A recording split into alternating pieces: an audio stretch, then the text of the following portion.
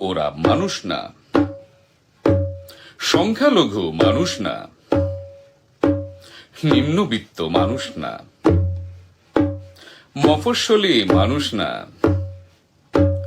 মানুষ তবে কারা?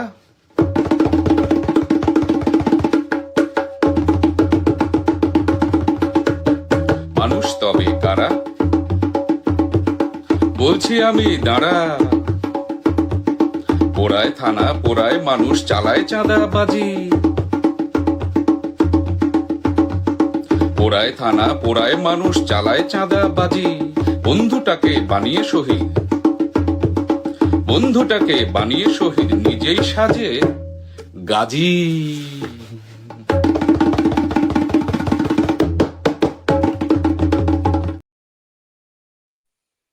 সুপ্রিয় দর্শক, বঙ্গকথা লাইভে আপনাদের সকলকে স্বাগতম। বঙ্গকথা আমাদের কণ্ঠে, আপনার কথা। বঙ্গকথা বাংলাদেশের কথা বলে, সংগতির কথা বলে, অসংগতির কথা বলে।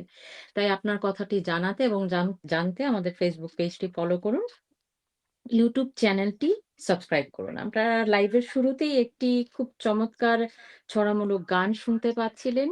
সেই গানের যিনি আসলে গীতিকার কিংবা যিনি সৃষ্টি করেছেন, সেই চমৎকার মানুষটি আজকে আমাদের মধ্যে উপস্থিত রয়েছেন, মৃদুল আহমেদ। তার অনেক পরিচয়।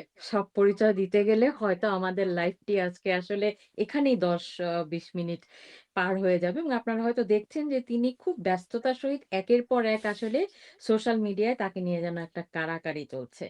আ আপনারা শুরুতে যে গানটি শুনলেন, আ যিনি আ যিনি আমাদের মধ্যে শিল্পী বসে আছেন, তিনি নিজেই বাদ্য বাজিয়ে সেটি গাইলেন। সেখানেরই কথামালা নিয়ে তার সঙ্গে প্রশ্নে যাব। মৃদুল ভাই, ওয়েলকাম টু আওয়ার শো। আপনাকে অনেক ধন্যবাদ। সত্যিকার অর্থে স্বাগত বোধ করছি যে আমরা সবাই একসঙ্গে দেশের জন্য সংগ্রাম করছি। দেশের স্বাধীনতার যে মর্যাদা ভুলুণ্ঠিত হয়েছে তার জন্য সংগ্রাম করছি। আমরা সহযাত্রী। আসলে স্বাগত বলার কিছু নেই। তারপরে আপনি এত চমৎকার করে আপনার অনুষ্ঠানে ডেকেছেন, সেই স্বাগতকে আমি ধন্যবাদ জানাই। আম, এই হচ্ছে আজকে। আর শুভ সকাল বলবো না শুভরাত্রি বলবো ঠিক বুঝতে পারছি না। আমরা যে আসলে সারা বিশ্বময় ছড়িয়ে আছি, দিন রাত সব একদমই। একাকার হয়ে গেছে। আমি সরাসরি একটু প্রশ্নে চলে যাই হুম মৃদুলদা। হুম সেটা হচ্ছে, আপনি আপনার গানের মধ্যে দিয়ে বললেন, বন্ধুকে, আমি পুরো মুখস্থ বলছি না, যে বন্ধুকে শহীদ করে তারা সাজলেন গাজী। আপনি এই কথাটা বললেন কেন? বন্ধুকে শহীদ করা মানে, আমি একটু যদি এটার intellectual explanation কিংবা ডেপথ এ যাই, হুম হুম কবিতা যেটা হয় যে সহজে যার যা মন চায় সে সেভাবে করে বুঝতে পারে। আমি যেভাবে করে বুঝলাম যে বন্ধুকে হত্যা করে মানে কিন্তু তার মানে আমারই মানুষ, আমারই কাছের কেউ আমাকে হত্যাটা হুম হুম। করেছে। আপনি সেখানে হাদির ছবি ব্যবহার করেছেন। তার মানে কি আপনি বলতে চাইছেন আপনার গানের মধ্য দিয়ে যে আসলে হাদিকে তারই কাছের মানুষরা হত্যা করেছে? আসলে এছাড়া তো আমি তো গোয়েন্দা নই, কিন্তু বাংলাদেশের অবস্থাটা এমন যে আপনি এই জন্য আপনার গোয়েন্দা হওয়ার প্রয়োজন নেই। আমরা কিন্তু সাধারণ যুক্তি বুদ্ধি খাটালেই অনেক কিছু বুঝে ফেলতে পারি। এর জন্য কিন্তু খুব বিশাল গোয়েন্দা ব্যোমকেশ অথবা শার্লক হোমস এসব কিছু হওয়ার দরকার নেই। যুক্তি যা বলে, আমরা রাজনীতির যে প্যাটার্নটা গত ১.৫ বছর ধরে দেখে আসছি তাতে বোঝা যাচ্ছিল যে এটি একটি লাশ নির্ভর রাজনীতি চলছে। কিন্তু যখনই কোনো প্রয়োজন হয় একটি লাশ তৈরি করা হয় যাকে দিয়ে জনমনকে নতুন করে নাড়া দেওয়া যায়। তো সেই জন্য মনে হচ্ছিল যে সামনে যতই নির্বাচন কাছে আসছে আমাদের দেশে যে উগ্রপন্থী রাজনীতির চর্চাটি এখন খুব সমাদৃত হয়ে উঠেছে ঘরে বাইরে। আমি এভাবেই বলছি আরকি। সবাই কেন যেন ঐদিকেই ঝুঁকছে আরকি। তো কেন ঝুঁকছে, কি ঝুঁকছে সেই নিয়ে আমরা পরে আলাপ করব। তো রাজনীতির যে ধারাটি আমি খেয়াল করছিলাম তাতে আমার কাছে শুধু মনে হয়নি, সবার কাছেই কম বেশি মনে হয়েছে যারা মুক্ত চিন্তার মানুষ বা যারা খুব বলা যায় যে ন্যূনতম যুক্তি বুদ্ধিটুকু যাদের আছে তারা বুঝতে পেরেছিলেন যে আবার এরকম একটা কিছু ঘটতে যাচ্ছে, ট্র্যাজিক কিছু। যেটা দিয়ে আমাদের এই যে জামাত শিবির যে উগ্রপন্থী রাজনীতি করার পরিকল্পনা করছে সেটিকে মোড় ঘুরিয়ে দেওয়া যাবে। নির্বাচন থেকে ফোকাসটা অন্যদিকে ঘুরে যাবে। তো সে জায়গা থেকে এই কথাটি বলা। আপনি বললেন তারা সাজছেন গাজী। এই কথাটির মাধ্যমে আপনি কি বোঝাতে চাইলেন? এর কথা হচ্ছে আপনি দেখবেন যে গণ অভ্যুত্থান যেটি হয়েছে জুলাই মাসে, যে তথাকথিত জুলাই বিপ্লব, সেখানে কিন্তু অনেক নিরীহ ছাত্ররা যারা শুধুমাত্র ছুটে এসেছে ওরা জেনেছে যে ওদের ভাইকে গুলি করা হচ্ছে, বোনকে গুলি করা হচ্ছে, নির্যাতন করা হচ্ছে। আদপে কিছু ঘটেনি এমন কিছু শুনেও কিন্তু ছুটে চলে এসেছে। এবং স্নাইপার শুটিং যেগুলো হয়েছে এগুলো কিন্তু এখন বারবার ওরা আহ, জামাত শিবির বলছে যে আমরা করেছি, এই করেছি সেই করেছি, কিন্তু এরপরে কেউ এটা মানতে নারাজ। তো জুলাই মাস থেকে আমরা দেখেছি যে যখন মানুষকে এরকম মেরে ফেলা হচ্ছে, ভাই বোনেরা ছুটে এসেছে, হ্যাঁ ছাত্ররা, সাধারণ ছাত্ররা ছুটে এসেছে, ওরা কিন্তু আজকে কেউ ফোকাসে নেই। যে গুলি খেয়েছে, যে মারা গেছে, তার পরিবারের কোনো খোঁজ খবর নেই। শুধু কারা আছে ফোকাসে আমরা দেখতে পাচ্ছি, যারা বলা হয় যে ছাত্রলীগের লুঙ্গির তলে থেকে রাজনীতি করছিল, তাদেরকে আমরা দেখতে পাচ্ছি চারপাশে ঘুরে বেড়াচ্ছে। তারাই সমস্ত ক্ষমতার মূলে, তারাই সমস্ত আয় উপার্জনের মূলে। এখন তারা নির্বাচন করছে, এখন তারা নেতা হবে। আমাদের ত্রাণ যেগুলো তৈরি হলো বাংলাদেশে, যে বন্যার সময় আপনি দেখুন যে সেই ত্রাণের টাকা, তখনই বাংলাদেশের মানুষের কিন্তু বিশ্বাস নষ্ট হয়ে গেছে, সেই ত্রাণের টাকা তছরূপ হয়ে গেছে। ত্রাণের যত জিনিস কেনা হয়েছিল পচে পচে নষ্ট হয়েছে টিএসসি তে। তো যেটি বলতে চাইছিলাম, ওই সাধারণ ছাত্ররা যারা কেউ ফোকাসে নেই, যাদের আসার কথা ছিল তারাই এসেছে ফোকাসে, তারা কামাই করছে, ঘুরছে ফিরছে, তারা গাদী হয়েছে। শহীদ হয়েছে কারা? সাধারণ ছাত্ররা। তাদেরকে তারা বলির পাঁঠা হিসেবে ব্যবহার করে তারা কিন্তু আজকে ক্ষমতার শীর্ষ পর্যায়ে আছে। আমি সেই জিনিসটাকেই বলেছি যে বন্ধু বানিয়ে একজনকে বন্ধু বানানো হয়, তাকে শহীদ করা হয়, তাকে দিয়ে আমি সুবিধাটা তুলি এবং আমি ক্ষমতার শীর্ষে আরোহণ করি, আমি আহ উপার্জনের শীর্ষে আরোহণ করি, এবং তখন আমি হয়ে যাই গাজী, যে ও তো যুদ্ধে গিয়েছিল, ও বেঁচে ফিরে এসেছে, আহা ওর বন্ধুটি মারা গিয়েছে, কি দুঃখের কথা। তোমার বন্ধুর সমবেদনার পুরো ভাগটি কিন্তু আসলে আমি নিচ্ছি, আমার বন্ধু কিছু পাচ্ছে না, ও মরে শেষ হয়ে গেছে, ওর পরিবারও শেষ হয়ে এখন যাবে, কিন্তু ওর যে বেনিফিটটুকু, সেটা কিন্তু আমি শেষ পর্যন্ত উপভোগ করছি বা ভোগ করছি। সেই জায়গা থেকে কথাটি বললাম। আপনার নিয়মিতই আপনার ফেসবুকে লেখা এবং আরো যেগুলো আপনি পোস্ট করেন সেগুলো আমি দেখি। সেখানে আপনি আ আমি খুঁজছি সেরকমই একটি পোস্ট আমি যেটা নিয়ে আলোচনা করতে চাই। সেটা নিয়ে আলোচনা করবার আগে আপনার কাছে বিশেষভাবে আমি জানতে চাই যে শিল্পীরা নরম মনের মানুষ হয়। শিল্পীরা আ আ সবকিছু সুন্দর চোখে দেখবার চেষ্টা করে। হুম, শিল্পীরা যেটা সাধারণ মানুষ ২ লাইন চিন্তা করার পর আর ভাবছে না, সেটার একেবারে গভীর থেকে গভীরে, গভীর অনেকগুলো অ্যাঙ্গেল থেকে তারা দেখতে শেখে। তো সবাই ভাবে কিংবা চিন্তা করে যে শিল্পীরা আসলে শুধু আমাদেরকে বিনোদন দেবে। আমাদের জন্য আমাদেরকে মনোরঞ্জন করবে। শিল্পী বা শিল্প কি আসলে প্রতিবাদের মাধ্যম আসলে হতে পারে? একজন শিল্পী হয়ে কেন আপনার গানের কথা এত ঝাঁঝালো হচ্ছে কিংবা আপনি স্যাটারিস্টিক ওয়েতে আসলে প্রতিবাদগুলো করছেন। সেই জায়গায় যদি আপনার কাছে আসলে আমি একটু জানতে চাই যে ১৯৭১ সালে সংগীত, বাংলাদেশ বেতার কিংবা অন্যান্য যে পত্রিকা, কবিতা হুম, সেগুলো হুম। আসলে কিভাবে মানুষের মনকে আ যুদ্ধে এগিয়ে যাবার জন্য ধরেন একজন মুক্তিযোদ্ধা যার হাতে অস্ত্র। যেকোনো মুহূর্তে তাকে মরতে হতে পারে, মারতে হতে পারে। ওই মনোভাব যখন মনোভাবে থাকা একটা মানুষকে কি এটা আসলেই কোনো এড করে, সাহায্য করে? এই শিল্পীর করা একটি গান খুব বা এটা হ্যাঁ, কি জি। প্রভাব রাখে হুম, হুম, বলে হুম। আপনার মনে এটি হ্যাঁ, খুব ভালো একটি জানাবেন। প্রশ্ন। আম, এটি আসলে আমাদেরকে বুঝতে হবে যে যখন মুক্তিযুদ্ধ চলেছিল, তখন কিন্তু স্বাধীন বাংলা বেতার কেন্দ্র থেকে যে গান প্রচারিত হতো, অনুষ্ঠান প্রচারিত হতো, এম আক্তার মুকুলের যে চরমপত্র ছিল, এগুলো কিন্তু প্রচন্ডভাবে অনুপ্রাণিত করতো। আপনি চিন্তা করুন যে একটি 18-19 বছর বয়সের ছেলে, ও জীবনে কোনোদিন ভালো করে কোনো কিছু ধরেও নেই, ঘরেই হয়তো বাবা মার আদর যত্নে মানুষ হচ্ছে, ও একটা অস্ত্র হাতে নিয়ে বেরিয়ে গেছে। ও অন্ধকারের ভিতরে বসে পোকামাকড় থালার মধ্যে পড়ছে, সেই খাবার খাচ্ছে, কোনো আলো নেই, কিছু নেই। ও জানে না ও কালকে বেঁচে থাকবে কিনা, ও জানে না ওর পরিবারের কাছে ফিরবে কিনা। সেই মানুষটা যখন সেই মুক্তিযুদ্ধ ক্যাম্পের ভিতরে সারাদিনের শেষে এসে, ওর হয়তো পাশের মানুষটা মারা গেছে, ওর বন্ধুটা মারা গেছে, ওর ভাইটা মারা গেছে, ও চোখের জল মুছে ও খাবার খাচ্ছে, কালকের অপারেশনের জন্য প্রস্তুত হচ্ছে। আপনি সেই মানুষটির মানসিকতাকে চিন্তা করুন। তখন সেই স্বাধীন বাংলা বেতার কেন্দ্র থেকে যে গান প্রচলিত হচ্ছে, জয় বাংলা, বাংলার জয়, শোনো একটি মুজিবরের থেকে লক্ষ মুজিবরের কণ্ঠস্বরের ধ্বনি, অথবা এম আক্তারের চরমপত্র, এম আক্তার মুকুলের চরমপত্র যখন প্রচলিত হচ্ছে, উনি ব্যঙ্গ করছেন, এই বেটারা এরকম করে হালাইছে, একটা আইয়ুব খান চিৎপটাঙ্গিয়া গেছে। এই ধরনগুলো যে করছে, এগুলো কিন্তু ওদের জন্য প্রচন্ড একটা আবেগী জায়গা, প্রচন্ড অনুপ্রেরণার জায়গা, আমি সেরকমটাই মনে করি। আর আপনি প্রশ্নটির প্রথম ভাগে যে আহ, প্রশ্নটা করেছেন বলা যায়, প্রশ্নটি তো আসলে দুই ভাগ মনে হয়েছে আমার কাছে। স্বাধীন বাংলা বেতার কেন্দ্রের কথা বললাম। প্রথম অংশে যে আপনি বলেছেন যে শিল্পীর জায়গাটি আসলে কি হওয়া উচিত, দেখুন, আমি কিন্তু খুব নিরীহ সাধারণ মানুষ। আমি কিন্তু খুব রাজনীতিবিদ নই, রাজনীতি সচেতন মানুষ। কিন্তু খুব যে রাজনীতি পর্যালোচক ব্যাপারটি তা নই। কিন্তু সাধারণ বুদ্ধি খাটিয়ে আমি একটা জিনিস বুঝি, আমার বুকের ভেতর ১৯৭১, আমার বুকের ভেতর মুক্তিযুদ্ধ, আমার বুকের ভেতর বঙ্গবন্ধু, আমার ৩০ লক্ষ ভাই-বোন, বাবা-মা যারা মারা গিয়েছেন ১৯৭১ যে মায়েরা, বোনেরা নির্যাতিত হয়েছেন, তাদের সমস্ত বেদনাটুকু কিন্তু আমাদের বক্ষে ধারণ করা। শুধু আমি একা নই, সমস্ত বাঙালির ভেতরে এই জিনিসটা রয়েছে। তো এটা কিন্তু অস্বীকার করার কিছু নেই। এটি আমাদের বাঙালিয়ানা, এটি আমাদের আসল জায়গা। তো একজন শিল্পী যখন আমি হয়ে উঠি, আমি যখন গান করি, আমি যখন আবৃত্তি করি, আমি যখন বই লিখি, ছড়া লিখি, আমি কি মনোরঞ্জনের জন্য লিখি? কার মনোরঞ্জনের জন্য? আমি তো বাংলাদেশের মানুষের জন্য লিখি। তো সেই মনোরঞ্জন আসলে কোথায়? মানুষ তো মারা যাচ্ছে। মানুষের স্বাধীনতার মর্যাদা ভুলুণ্ঠিত হচ্ছে। বাঙালি হিসেবে আমরা মাথা তুলে দাঁড়াতে পারছি না। আমাদের লজ্জার যে জায়গাটুকু, আমরা তো লজ্জিত। আমরা তো আসলে আ এই মুহূর্তে বাঙালির আত্মমর্যাদা, আমি খুব অবাক হয়ে যাই যে আমরা তো ব্যক্তিত্বহীন একটি জাতি। আমাদের মুক্তিযুদ্ধের সমস্ত ভাস্কর্য গুঁড়িয়ে দেওয়া হয়েছে।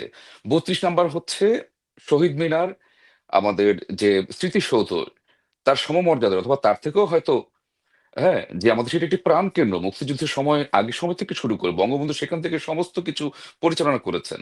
মুক্তিযুদ্ধের পরেও করেছেন। সেই স্থাপনাকে গুঁড়িয়ে দেওয়া হলো। আমি ছড়া লিখেছি বঙ্গবন্ধুকে নিয়ে গতকাল রাতে। আমার এক বন্ধু এসে বলছে যে, আমার বাবাকে বলা হয়েছিল সেই সময় বঙ্গবন্ধু বলেছিলেন যে, "তোরা গ্রামে চলে যা, গ্রামে গিয়ে কাজ কর।" সেই ১০ জানুয়ারি উনি যখন প্রত্যাবর্তন করেছেন, সেই ঐতিহাসিক মুহূর্তকে নিয়ে আমি কালকে একটি ছড়া লিখেছি। আমার সেই বন্ধুটি তার প্রোফাইল লাল করেছে। সে জুলাই আন্দোলনকে সমর্থন জুগিয়েছে। তো সেই সমর্থন জোগানোর পরে কি হলো? কাদেরকে সে সমর্থন জুগিয়েছে? তাদেরকে জুগিয়েছে যারা গিয়ে ওই ৩২ নাম্বার ভেঙে দিয়ে এসেছে। গুঁড়িয়ে দিয়েছে। এখনো গুঁড়িয়ে যাচ্ছে। এখনো আমি দেখেছি যে বসে, বসে ঠুক, ঠুক করে একটা হাতুড়ি দিয়ে এরকম ওই যে অ্যাম আ পাটা-পোতা করে না? খোদাই করে যে কিছু লোকজন হুম, হুম, আগেকার দিনে মসলা হুম, পেশাই করার জন্য। ওরকম করে কিছু হুম, লোক হুম, বসে, বসে ঠুকছে। বলে আমাদেরকে ভাঙতে হবে। এটা ভেঙে আমরা একটা অন্য কিছু বানাবো। আমরা অমুক বানাবো, তমুক বানাবো। হ্যাঁ? এখন কোন প্রশাসন নেই। কেউ কিছু বলছে না। তো এত আত্মমর্যাদাহীন একটা জাতি, তার জাতির পিতা, যার হাত ধরে স্বাধীনতা এলো, যে মানুষটি প্রস্তুত ছিলেন মৃত্যুর জন্য, তার কবর খোঁড়া হয়েছে। উনি জানতেন যে ওনাকে ফাঁসি দেওয়া হচ্ছে। আমি কালকেও পড়ছিলাম যে ওনাকে কিরকম আচরণ করা হয়েছে পাকিস্তানের জেলে। উনি কিচ্ছু জানেন না। কোন পত্রিকা দেওয়া হয়নি, কিছু না। কিন্তু উনি বিশ্বাস নিয়ে বেঁচেছিলেন। ৯ টা মাস একটা মানুষ। আপনি চিন্তা করেন অন্ধকারের মধ্যে বসে আছে। তো যাই হোক, সেই ৩২ নাম্বার ভেঙে গুঁড়িয়ে দেওয়া হলো। আমার সেই বন্ধু হিসেবে আমার ছড়ায় খুব আনন্দ নিয়ে করছে যে আমার বাবাকে এরকম বঙ্গবন্ধু বলেছিলেন। আমি দেখলাম যে ওর একটু এতটুকু লজ্জাবোধ নেই যে আমি ওদেরকেই সমর্থন করেছিলাম যারা বঙ্গবন্ধুর ৩২ নাম্বারকে গুঁড়িয়ে দিয়েছে। তো এই লজ্জাহীনতা, এই ব্যক্তিত্বহীনতা আমি প্রত্যেক বাঙালির ভিতরে দেখি। আমার কাছে মনে হয়েছে একজন শিল্পী হিসেবে ব্যক্তিত্বহীনতার সেই জায়গাটিকে আমার আক্রমণ করা উচিত। আমি যেহেতু ছড়া লিখি, আমি স্যাটায়ার করি, আমার ব্যঙ্গ করার ক্ষমতা আছে, হ্যাঁ? আমার সেই ব্যঙ্গের জায়গাটিকে আমি সে জায়গাতেই ব্যবহার করব। এবং শিল্পী যারা মনোরঞ্জনের জন্য শিল্প করেন, আমি তাদেরকে আসলে করুণা করি। সত্যিকার অর্থেই। এই বাংলার স্বাধীনতা যখন মর্যাদা ভুলুণ্ঠিত, তখন শিল্পী হিসেবে যারা নাচ, গান এবং হ্যাঁ, করতেই পারেন। জীবনে বেঁচে থাকার জন্য অনেক কিছু প্রয়োজন আছে। কিন্তু সবকিছুর পাশাপাশি আপনার দেশের জন্য কিছু করা দরকার আছে। সেই ১৯৭১ ও যখন জহির রায়হান আ করছেন, ডকুমেন্টারি বানাচ্ছেন, হ্যাঁ? যে আমাদের মুক্তিযোদ্ধাদের নিয়ে আমাদের যারা শহীদ হচ্ছেন, যাদের উপরে জেনোসাইড চলছে, সেই স্টপ জেনোসাইড নামে তার বিখ্যাত ডকুমেন্টারি। একটানা তিনি বলে গেছেন পুরো ধারা বর্ণনা দিয়ে। কত মেধাবী মানুষ ছিলেন, কত কিছু করতে পারতেন। তিনি কি বিনোদনমূলক ছবি বানাননি? অনেক বানিয়েছেন। কিন্তু তিনি যখন পাকিস্তানি শাসকরা আমাদের উপর এত অত্যাচার করছিল, উনি কিন্তু জীবন থেকে নেয়া মুভিটাও বানিয়েছেন, সমস্ত কিছু ঝুঁকি নিয়ে। তো এটাকে কি বলবো? এত মেধাবী একজন শিল্পী কিন্তু আরো অনেক ভালো কাজ করতে পারতেন। মজার, মজার ছবি বানায় আমাদেরকে হাসাতে পারতেন। সত্যজিৎ রায়ের মতো 'গুপি গাইন বাঘা বাইন', হিরোকে দেশে একটা সিম্বলিক মুভি বানাতে পারতেন। উনি সেটা করেননি। উনি সরাসরি জায়গা মতো সিম্বলই ইউজ করেছেন, কিন্তু এত সরাসরি আঘাত করেছেন, ওই চলচ্চিত্রের জন্য উনাকে অনেক দুর্ভোগ পোহাতে হয়েছিল তখন। তো আমি সেটা বলব যে একজন শিল্পীর কিন্তু দায়িত্ব আছে তার দেশের প্রতি। মনোরঞ্জনের জন্য যে শিল্প, শুধুমাত্র সেটি করলেই শিল্পী তার নিজের ব্যক্তিত্বের প্রতি খুব অবিচার করবেন। তাকে কেউ মনে রাখবে না। ১৯৭১ সালেও জহির রায়হান যখন স্টপ জেনোসাইড বানাচ্ছিলেন, কিছু, কিছু লোক বাংলাদেশে বসে, যারা শিল্পী, যারা চলচ্চিত্রকার, যারা লেখক, তারা তখন বসে, বসে আকাশ, ফুল, বাতাস, মানতে পারছি না, ধিক, ধিক, ধিক। একজনকে চিনি, খুব কবিতা গান লেখেন। কিছু হলেই বলে যে, "ওহ! ধিক দুর্বৃত্ত, ধিক উগ্রবাদী।" জামাত শিবির নামটা মুখে আনতে পারেন না। আরে বাবা, তোমার মায়ের কাপড় টেনে নিয়ে যাচ্ছে। তোমার শিক্ষককে নাজেহাল করছে রাস্তায় নামিয়ে। তোমার জাতির পিতার ভাস্কর্য ভেঙে গুড়িয়ে দিচ্ছে। আমি আসলে এরকম সরাসরি কথা আপনি প্রশ্ন করেছেন আমি বলছি। আমি একদম, শিল্পী তো। একদমই ঠিক আছে হ্যাঁ, এবং আমি একটু না বেশ ভালো হ্যাঁ। লাগছে আমার যে কারণ আপনি আমি আসলে একদম শিল্পী তো, আমি যেটা মনে করি যে আমার শিল্পের মধ্য দিয়ে আমি প্রতিবাদ করব। এই কথাগুলো তো আসলে একজন নেতা বলবেন। এই কথাগুলো একজন সচেতন নাগরিক বলবেন। যে কথাগুলো আমি বলছি। কিন্তু তারা সবাই যে ঠোঁটো জগন্নাথ সেজে বসে আছেন, কারো মুখে কোনো কথা সরছে না। কারো কোনো মাথা ব্যথা নেই আসলে। আমি সেটাই বললাম যে এত লজ্জাহীন, এত ব্যক্তিত্বহীন জাতি আমার নিজের জাতি দেখে আমি নিজেই খুবই লজ্জিত বোধ করি মাঝে মধ্যে। আমিও কিন্তু লজ্জিত। আমিও কিন্তু এটি লজ্জিত। আমার নিজের পরিবারকে আমি যেমন পরিত্যাগ করতে পারি না, আমার নিজের রক্তকে আমি পরিত্যাগ করতে পারি না। আমি আমার এই দেশের জন্য, এই দেশের মানুষের জন্য আমি সবসময় আমার শিল্পের জায়গা থেকে আমি লড়াই করে যাব। চমৎকার তবে আরেকটি কথা বলেছেন। না বললে একটু অন্যায় হবে। আমি একটু বলুন। একটু না হবে সেটা হচ্ছে যে দেশের যে সাধারণ মানুষ তারা কিন্তু আসলে জুলাইয়ে প্রতারিত হয়েছিল। এরকম মনে করার কোনো কারণ নেই ফেসবুক দেখে, ইউটিউব দেখে, নিউজ দেখে, হ্যাঁ? মনে করার কোনো কারণ নেই যে দেশের মানুষ এগুলো খুব ভালোভাবে নিচ্ছে। এই যে এত উগ্রবাদিতা, এত ধর্মের নামে আম আম এই হল বন্ধ করে দেওয়া হচ্ছে যে গান গাইতে পারবে না। সাকরাইন উৎসব হচ্ছিল পুরনো ঢাকায়। এগুলোকে বন্ধ করার জন্য তারা রীতিমতো আন্দোলন করছে। হ্যাঁ? তারপরে হলের নাম চেঞ্জ করে ফেলছে। এগুলো কিন্তু মানুষ ভালো চোখে দেখছে না। এটা ওরা জানে বলেই যখন আবার আমরা দেখলাম যে বিএনপির যিনি তারেক রহমান তিনি তিনি যখন এসেছেন, এই যে নতুন নেতা আসার অবস্থা দেখলাম তখন কিন্তু আবার একটা টানাপোড়েন শুরু হয়ে গেল। ওই সময় কিন্তু ছায়ানটকে আগুন দেওয়া হলো। 'প্রথম আলোর ভাঙচুর করা হলো। ডেইলি স্টারে ভাঙচুর করা হলো। এগুলো সবই হচ্ছে নির্বাচনকে নিয়ে কেন্দ্র করে কিভাবে ব্যাপারটা নির্বাচনটাকে পিছনে দিয়ে ফেলে দেওয়া যায়। তো এগুলো কিন্তু মানুষ জানে, মানুষ বোঝে। এই সমীকরণগুলো নতুন নয়। সাধারণ মানুষ কিন্তু এগুলো আসলে গ্রহণ করছে না। প্রশাসন ওদের সঙ্গে আছে বলে মানুষ কিছু বলতে সাহস করছে না। এটিই হচ্ছে ঘটনা। কিন্তু সাধারণ মানুষের প্রতি আমার অভিযোগ নেই। আমি জানি যে ওরা মাঠে নেমেছিল বলেই গত সরকারের পতন ঘটেছে। ওরা আবারও মাঠে নামবে দরকার হলে। জি। ভালো কথা বলেছেন এবং আপনি বলছিলেন যে আসলে এদের কোনো মাথা ব্যথা নাই। মৃদুদা মাথাটা থাকলেই মাথা ব্যথা করে। আপনার মাথা আছে, মাথা ব্যথা হয়েছে। আপনি কথা বলেছেন। শিল্পীরা সমাজের বিবেক। আমরা তাই আসলে শিল্পচর্চার আসলে আত্মিক জায়গায় যারা হুম, হুম, আ হুম। নিজেকে বন্ধন করেন তাদেরকে তারা নিজেরাই একসময় গিয়ে বোঝে। যে প্রশ্ন করা, অনাচার নিয়ে কথা তোলা, সঙ্গতি নিয়ে কথা বলা, অসঙ্গতি নিয়ে কথা বলা।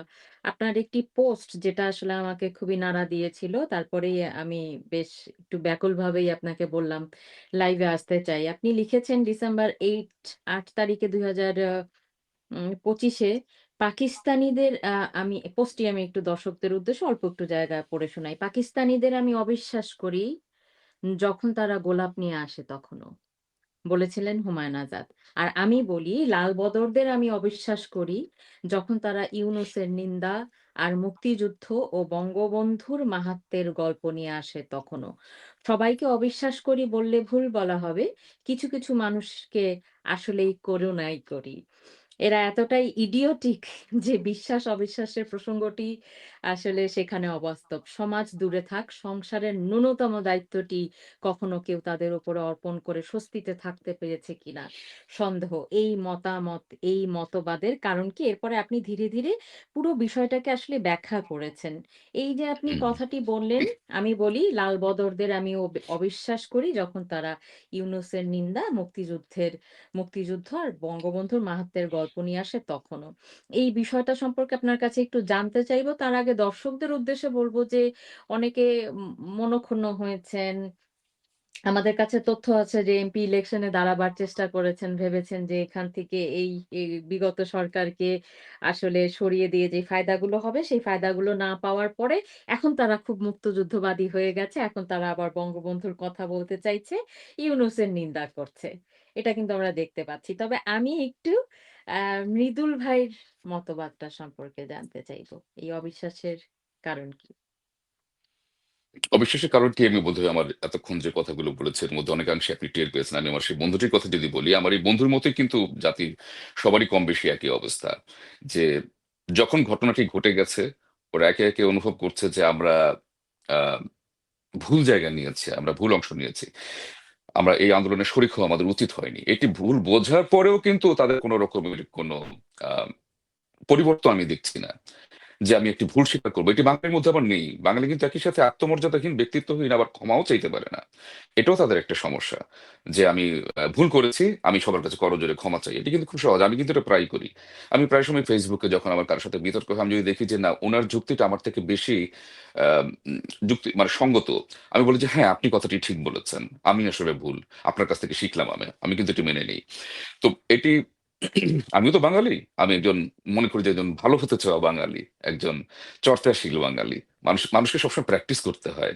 হ্যাঁ, ঋত্বিক ঘটক যেমন বলেছে যে ভাবো ভাবো ভাবা প্র্যাকটিস করো, ভাবাটাও প্র্যাকটিস আবার করতে হয়। প্র্যাকটিস করো। তো রাইট, ওইরকম ভাবা রাইট। শুধু প্র্যাকটিস না, আমি যেটা হচ্ছে আমি একজন উচ্চতর বাঙালি হওয়ার জন্য চেষ্টা করি। হ্যাঁ, সবসময় ভাবি যে আসলে কি করা উচিত, বাঙালি হিসেবে আমার এই জিনিসগুলো না করা উচিত, এটা করা উচিত। আচ্ছা যাই হোক, তো যেটা বলছিলাম যে আহ, লাল বদরদের কথা যেটা বলছিলাম, আমি লাল বদর আসলে এখন অনেক মানুষকে আর বলতে চাই না, আমি তাদেরকে সুযোগ দিতে চাই যে আসার জন্য। কারণ বিশাল একটি অংশ, আমি ওখানে ব্যাখ্যা করেছি কাদেরকে আমরা লাল বদর বলছি, সেখানে একটি 4 নম্বর অংশে বলেছি যে এরা সবচেয়ে সিংহভাগ।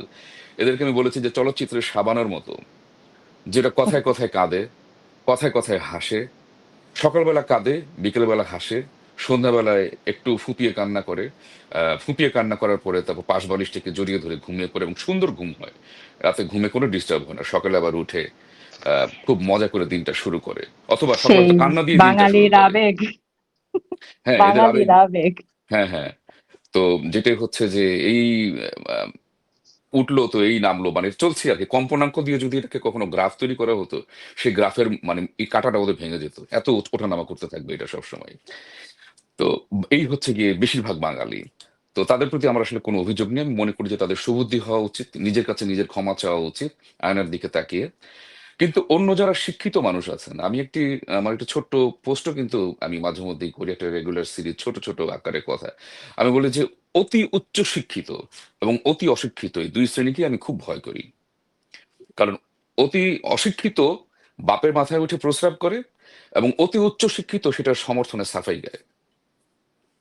তো এই যে অতি উচ্চ শিক্ষিত আমি দেখেছি প্রবাসে এবং বাংলাদেশে, যারা লেখালেখি করেন, যারা অভিনয় করছেন, যারা কাজ করছেন, যারা পিএইচডি নিয়েছেন, ডাক্তার, ইঞ্জিনিয়ার, হ্যাঁ, এরকম প্রচুর মানুষ আছেন। ওরা আসলে একটা সুন্দর বাবলের মধ্যে ছিলেন, সুখের একটা সংসার ছিল, ভালো টাকা পয়সা, ভালো বাড়ি গাড়ি, স্ত্রী নিয়ে একটা খুব সমহি হুম, বিহারে একটি চমৎকার জীবন যাপন হুম, করছিলেন। এর মধ্যে এই অকস্মাৎ এই আক্রমণ ঘটাইল কোন সে দুর্বৃত্ত? তখন তাকিয়ে দেখলেন যে কাউকে তো দেখা যাচ্ছে না। হুম, তাহলে এটা কে ঘটাচ্ছে? ওই যে শেখের বেটি হাসিনা এই কাজটা করছে। কাদেরকে মারছে? ছাত্রদেরকে মারছে গুলি করে। ওমা দেখেছিস, বিশ্ব মানবতার কাছে আমি আর্তনাদ জানাচ্ছি, একই ঘটিতেছে আমার দেশে, এরকম একটা ব্যাপার আর কি। তো এখন সবাই বললো যে ওয়াও, তোমার ভেতরে, তুমি, জানতাম যে তুমি তো একটা মোটা সোটা মানুষ বলেই জানতাম, দিব্যি খাচ্ছ পড়ছো সুন্দর স্ত্রী নিয়ে, স্ত্রীটিও তোমারই মতো স্থূলকায়া, ঘরে বসে তুমি দিব্যি ব্যাকইয়ার্ডে একটা চিকেন ফ্রাইয়ের আসর বসিয়েছিলে, সেবার গিয়ে তো আমরা খেয়েছিলাম তোমার ওখানে বসে। এত চমৎকার একটি মানুষ তুমি, আমার মতোই। তোমার ভেতরে যে এত দেশপ্রেম ছিল তা তো আমি জানতাম না। সত্যি তুমি মহান। তো তুমিও বলেন তথাস্তু। আমি দেশকে নিয়ে ভালোবাসি, দেশকে নিয়ে কথা বলতে পছন্দ করি। যারা আমার সন্তানদের মেরেছেন তাদের ক্ষমা করব না। এই বলে তারপর পাশ ফিরে কোলবালিশ ধরে ঘুমিয়ে গেল। সেই ঘুম আজও ভাঙেনি। মাঝে মধ্যে চোখ তুলে দেখে যে ওমা, 25 নম্বর ভেঙে গুড়িয়ে গেছে। ছি ছি ছি, ভাবতেই পারছি না রে। আবার বাঁশবালিশটাকে জড়িয়ে ধরে ঘুমিয়ে যায়। আবার ঘুম থেকে উঠে দেখে যে ওমা, মুক্তিযুদ্ধের সব ভাস্কর্য চলে গেছে, মানুষদেরকে হত্যা করা হচ্ছে, সংখ্যালঘুদেরকে হত্যা করা হচ্ছে, এরকম এক একটি ঘটে। তখন তারা একটু একটু করে জেগে ওঠে, কিন্তু অস্বস্তি বোধ করে। আমি যে বলবো যে কাজটা ভালো হয়নি, এতে কি আমার সাথে যায়? আমি তো একজন আত্মমর্যাদা সম্পন্ন ব্যক্তিত্ববান মানুষ, আমি যদি এটা বলি তাহলে কেমন দেখায়? আমার এই বন্ধুটা কি হুম, বলবে? তখন তারা হুম, আবার করে। তো আমি হুম, এটা নিয়ে বলেছি যে ওরা এত ইডিওটিক যে এদেরকে নিয়ে কথা বলার আসলে কোনো জায়গা নেই। তো হুম, অবিশ্বাসের জায়গাটা যেটা হচ্ছে আসলে, এটা অবিশ্বাস না, এটা আমি বলবো যে ওরা নির্ভরযোগ্য জায়গা না। যারা এত সহজেই দেশের সত্যিকার যে অংশটি তার নেওয়া উচিত ছিল, এটি তো একটি মতবাদ, জাস্ট একটি সমর্থন, আর খুব বড় কোনো কিছু না, একটু সমর্থন। আমি এই কথাটি আমি অনেক জায়গায় বলেছি যে ওই জুলাই আন্দোলনের সময় যদি তখন বিএনপি ক্ষমতায় থাকতো, যদি খালেদা জিয়া ক্ষমতায় থাকতেন, আমি তাকেই সমর্থন করতাম। যদি এরশাদও বেঁচে থাকতো, জাতীয় পার্টি থাকতো, আমি তাকেই সমর্থন করতাম, যে কোনো সরকার হোক, জামাত শিবির ছাড়া, জামাত ছাড়া, উগ্রবাদীরা ছাড়া, ইসলামিস্টরা ছাড়া। কারণটা কি? তার কারণ আমাদেরকে বুঝতে হবে যে আমার দেশের ঘটনা আমাকে দেশেই সাম আপ করতে হবে। আমি যদিও জানি না যে আসলে আমাদের জাতীয়তাবাদী দলের সেই যোগ্যতা থাকতো কিনা যে জামাত-শিবিরের মতো দলকে এরকম আ উম ঠেকানো বা এই বহির্বিশ্বের যে আগ্রাসন, ডিপ স্টেটের যে আগ্রাসন, পশ্চিমা যে আগ্রাসন, সেটি তো আসলে হতে দেওয়া যায় না। সেটি মেনে নেওয়া যায় না, কোনোভাবেই না। আমি বাঙালি, আমি বাংলাদেশে জন্মেছি, আমার জায়গাটা আমার বুঝতে হবে। আমি যদি বোকার মতো হাত পা আমি যদি নিজেরই মারামারি করে বাইরের লোককে ডেকে নিয়ে আসি, তাহলে কি হবে? আমার দেশের সেটা ধ্বংসের কারণ হবে। তো আমি সেটাই বলি যে অন্য কোনো সরকারের আসলে থাকার যোগ্যতাও ছিল না এই সময়ে। সেই ঘুরে ফিরে আওয়ামী লীগই ছিলেন। আওয়ামী লীগই ছিল, শেখ হাসিনাই ছিলেন। তো আ গতকালকে আমি বলেছি একটি অনুষ্ঠানে যে আমরা আওয়ামী লীগকে মানুষজন এখানকার শিল্পের অটোমেটিক্যালি কিন্তু কিছু বললে এখন সবাই বলে যে, "আপনি তো আওয়ামী লীগ, আপনি তো ফ্যাসিস্টের দোসর।" ভালো, ভালো কথা ফ্যাসিস্টের বললেই বলে। দোসর। ভালো, ভালো হুম। কথা বললে। জয় বাংলা বললে, "আপনি তো আওয়ামী লীগ।" আমি বঙ্গবন্ধুর একটা ছবি আমার সেলফোনে দেখে আমার এক বন্ধু বলল, "ও তুমি আওয়ামী লীগ করো?" অথচ বঙ্গবন্ধু আমাদের জাতির পিতা। আমি বললাম, "আমি তো আওয়ামী লীগ করি না। আমি তো ভাই বাঙালি। তুমি কোন দেশের? তুমি কি ভারতের নাকি? নাকি পাকিস্তানের? তোমার দেখি তোমার সেলফোনে কি কার ছবি আছে? হ্যাঁ? কায়েদে আজমের ছবি নাকি